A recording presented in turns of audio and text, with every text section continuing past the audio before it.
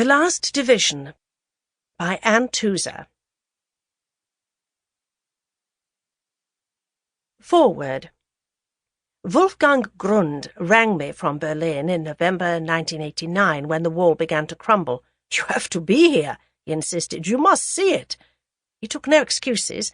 He even managed to find me a plane ticket at a time when it seemed the whole world wanted to be in Berlin to watch and celebrate. Thanks to him, I talked to Berliners as the wall fell, heard what it had done to their lives, saw the significance of its end through their eyes. This experience galvanized me into writing this long-considered book.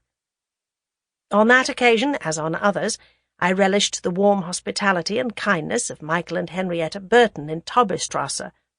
A few months before, General Robert Corbett, the British military commandant, had sent me in a helicopter to see the wall in its full frightening extent. At that time it had seemed impregnable and permanent. I am fortunate to have seen divided Berlin from the air and on the ground, and then to have watched the transformation. In the lonely, obsessive business of research, I have been cheered by all those I interviewed. Their names are listed at the back of this book. Here I would like to express my gratitude for the time they spared me, for the memories they shared which gave life and meaning to the bare facts, and for the sense they communicated of how events looked and felt to those who lived through them. In East Berlin, Hans Jacobus and his friends helped me to view the wall from the other political side. In West Berlin, I was put in touch with many witnesses to the city's partitions by the Senate, that civic model of help and efficiency. One of the contacts it made for me was with Gunther Dittmann, who provided me with copies of the police records for the crucial period of the building of the wall, a treasure trove of information about a great drama and an accurate framework on which to pin the chaotic events of troubled, complex days.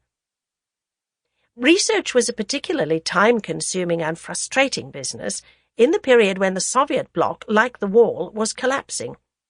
Telephone communications with Eastern Europe were tenuous at best, and often required the arcane arts of international operators stringing connections through improbable exchanges and setting up professional conspiracies with counterparts in faraway places.